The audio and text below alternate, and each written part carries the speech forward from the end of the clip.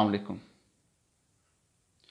1400 سال کی تاریخ اور شاندار تاریخ، بہترین تاریخ، دنیا کے اوپر حکمرانی کرنے والے لوگ، دنیا کو سنبھالنے والے لوگ، دنیا کے اوپر تخت شاہی رکھنے والے لوگ آج بھوکا رونا رو رہے ہیں۔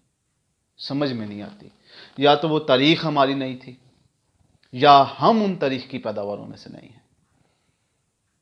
سوچے تو صحیح نا، ساری عمر ایک بندہ تخت پہ بیٹھا ہے، اگر کچھ لمحات کے لیے اسے ادھر سے گریبان سے پکڑ کے نیچے پھینک بھی دیا ہے تو وہ وہاں پہ بھی بادشاہ ہے۔ یہ کیا دوہرا معیار ہے کہ ہزاروں سال حکومت کرنے کے بعد آپ اور میں فقیروں جیسی زندگی گزار رہے ہیں۔